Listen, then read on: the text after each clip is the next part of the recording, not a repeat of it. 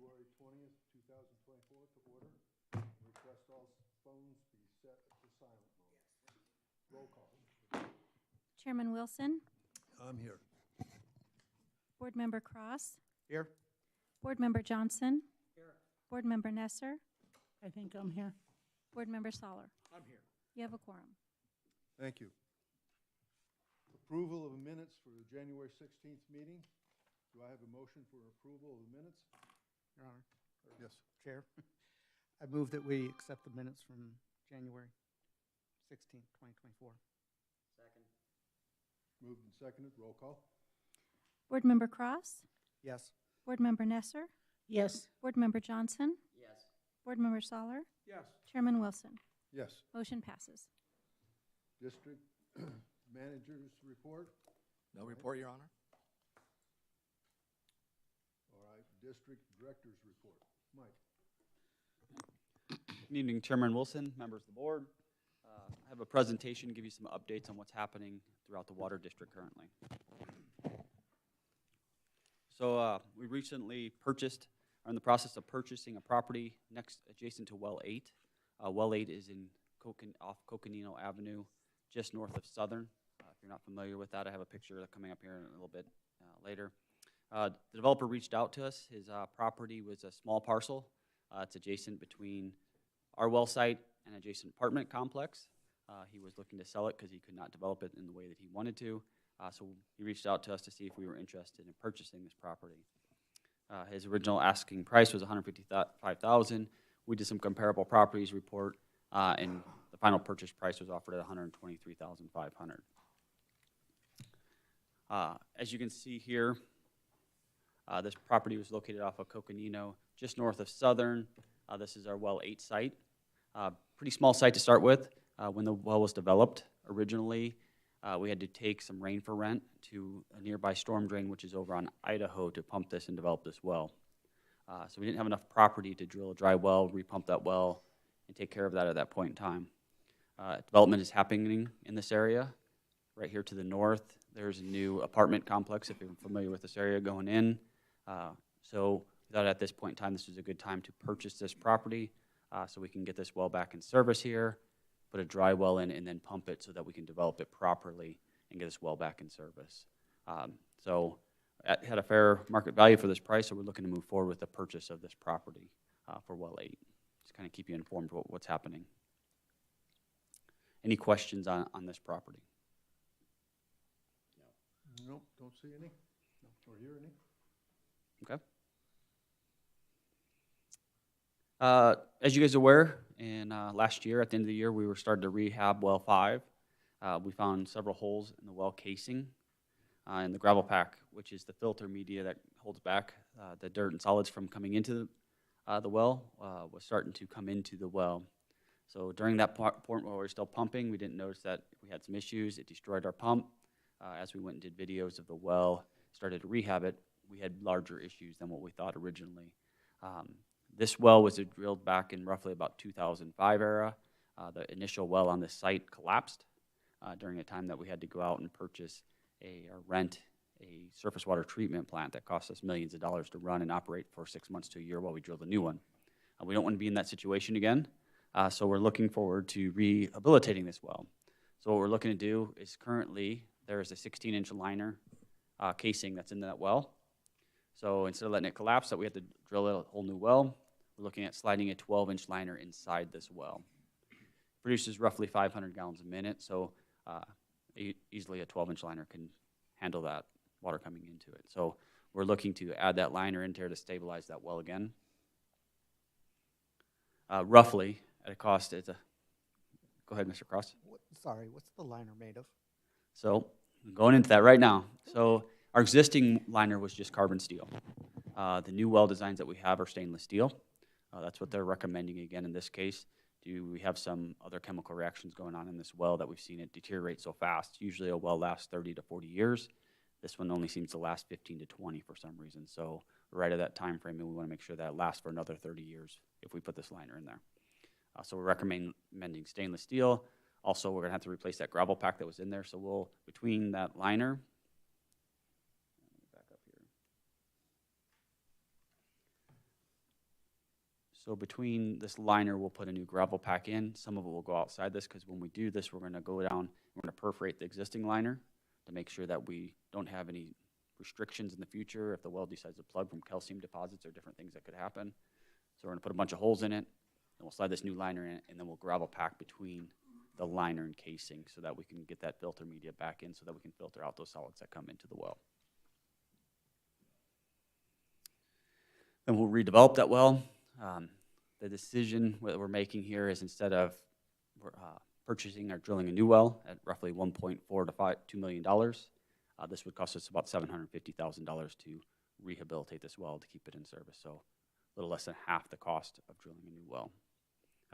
Plus, we know the water quality in this area. We do not have to do any kind of water treatment, any kind of arsenic or nitrate removal. That could be additional $2 million on top of just drilling the well. So good area. We know the well. We know it has capacity, so we want to keep it there. So we want to make sure that we can get another 30 years out of this location and well site. So looking to rehab this well and continue with that project.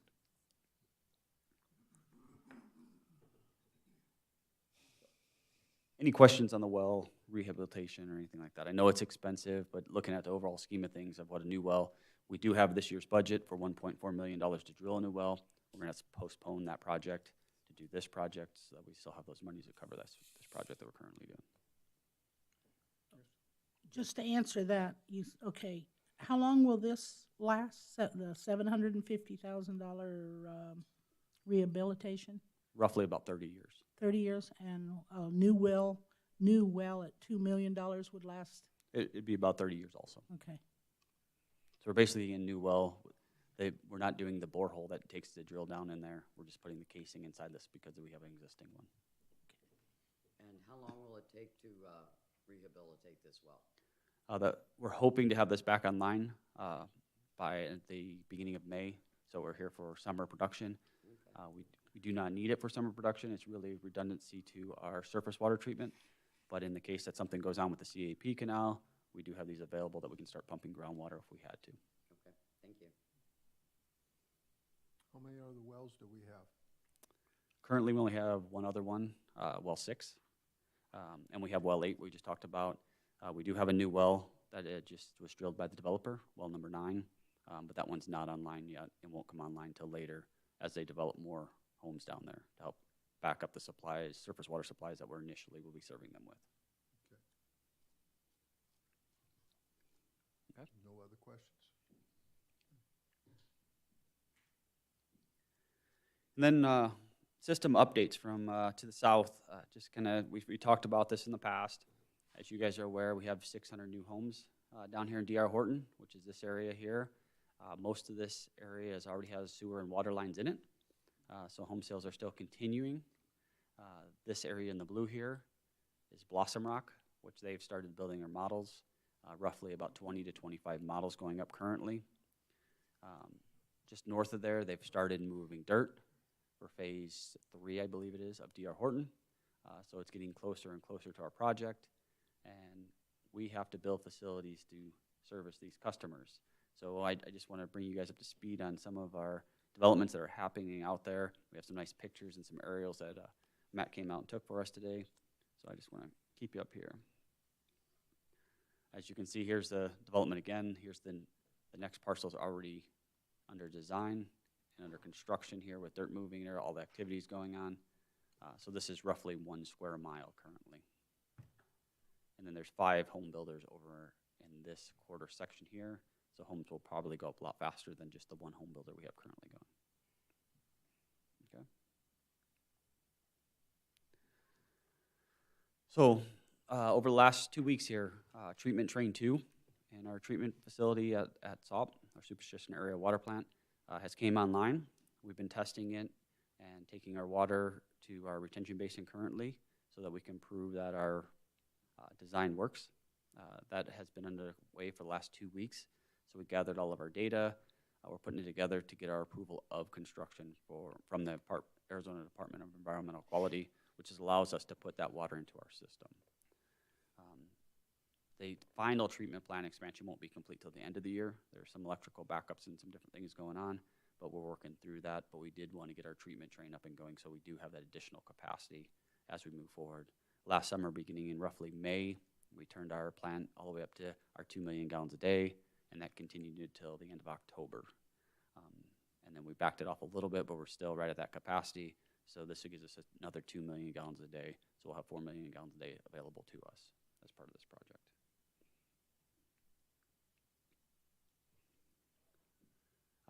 This is the effluent part of the treatment train. So this treatment train here, we purchased from Corex, which is now AWC. It's 2 million gallons a day. And this is our new filter train that we just recently installed that we're testing currently.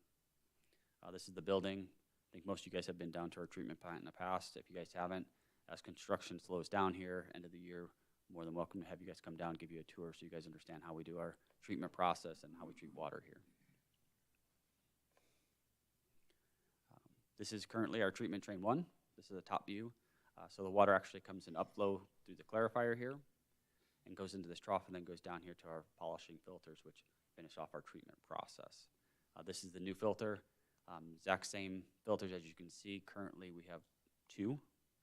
There'll eventually be 5 of these filters. We'll expand the building, and it'll be 10 million gallons a day at final build out of this plant. The developer has requested already prices for the final build out so that we can start looking at those, possibly starting in 2025, construction on that. So in the near future, if the home sales go the way they are currently. I wanted to show this was kind of a different picture. When we put this treatment train in, we planned for the second filter to come in this building. This door right here, they actually rolled this treatment train in. That's roughly about 60 feet long through this door on rollers up onto the slab, and then tied it in within a 1/4 of an inch of all the fittings that they planned out on this. So it was a pretty neat process as they brought this treatment train into the building. This is the influent header.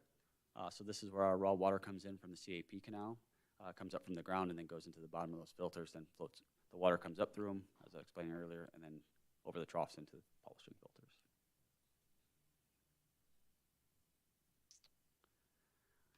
So this is the overall. So this is something new.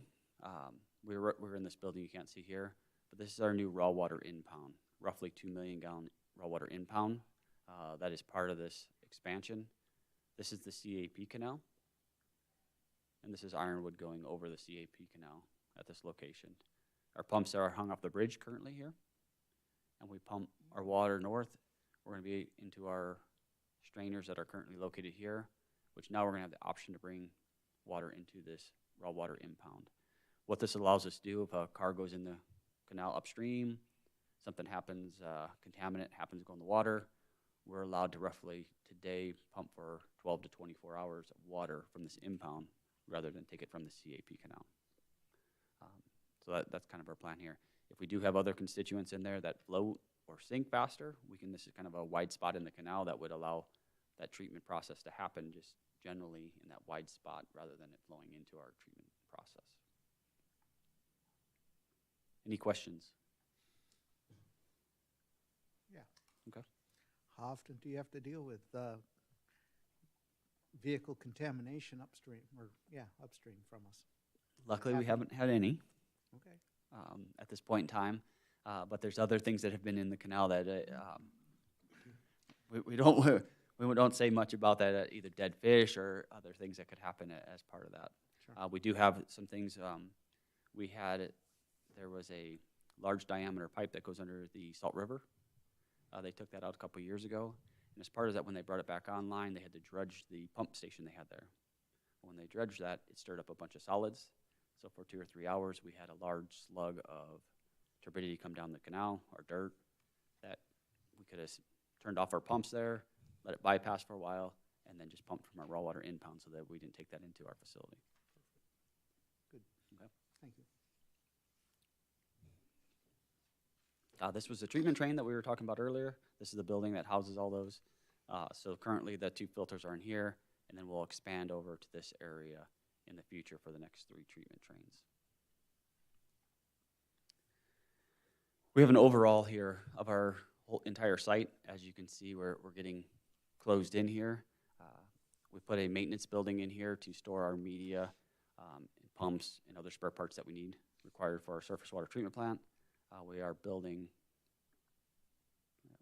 right here, a chlorine dioxide building, which will house chemicals and different things so that we can treat the water, so that when we have TTHM issues in our distribution system.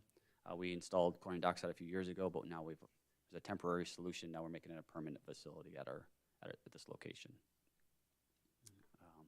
Eventually, this is a equalization basin. So when we backwash those filters, we have a place to go, and then we pump that clean water back into our treatment process. There'll eventually be 2 of those here, 2 tanks. And then we'll also have another treatment process where these current vehicles are located and extending our finished clear well. So our site is getting really full at this point in time. As you can see, a lot of construction going on here. Roads have turned into mud rather than asphalt over the last couple weeks due to the rain here. So just moving along in the process. So just kind of keep you guys informed where we're at on this. Any questions on our plant expansion? Don't see any? Okay. Let's see if I can get this to pull up. So Water Campus 3 is Superstition Vista's water campus. So this is the water campus that's going to be serving the first 4 square miles of state land. The developer's been in the process of building this. So I want to show a quick video that we took from a drone today so you guys get an idea of where we're at. So this here is our electrical building, which will house all the electrical for it, for these VFD pumps. I have still pictures here in a little bit that you guys will be able to see. This is 3.2 million gallon storage tank. It's underground storage tank we have there. This is roughly the size of a football field located out there. But it's all underground, so when you drive by in Ironwood, you hardly notice anything there other than our block wall outside our fence. We do have a chlorine injection point right here that we'll be injecting chlorine to recirculate through this so that we can keep our chlorine residuals up to the south. Here's like a size. Let's go back there for a second. You can see the dirt moving not too far away now. It's kind of coming up. Yeah. From DR Horton. So you have DR Horton coming up, as you can see here out in the pass. But as you can see, this is a gentleman walking across the tank. So this is a very large tank in comparable size there.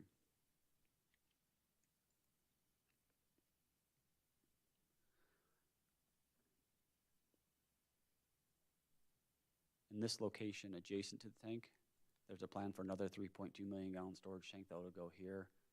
There'll be existing 7 pumps to start with. There's 4 installed currently. There'll be 3 more installed by the end of the year. And then there'll be another tank with 7 more pumps on it by the time we're done.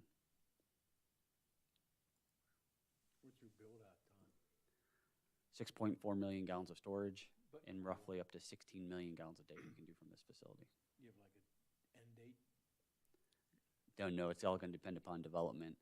Roughly, I would say the developer I think is getting numbers on to build this second storage tank due to they're already halfway through. DR Horton's halfway through their development of planning. They're already moving on to the next phases, and due to the constraints of all the electrical issues we've had so far, they want to get ahead and start ordering those items to get ahead of this project so that we don't have a stop in their home building. They want to make sure that can continue moving forward.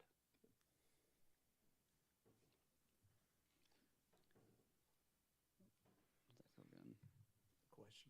Yes, sir. So, the electrical issues that you're having, are they SRP issues or are they long lead order items for, electric motors for pumps and stuff? It's supply chain. So most of it's service entrance sections, our automatic transfer switches, Gotcha. coming from Eaton. They were backed up from COVID and still have not recovered from then. And we keep getting some dates of it would be June. Now they moved them off to December.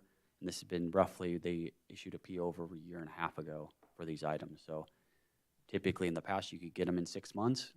Now we're already 18 months in and still haven't received it and still looking at a year to go. So it's a lot of supply chain. So that's what we're looking at. Even our filters, that's why we've actually worked with the developer to already start looking at the submittals and going through that process.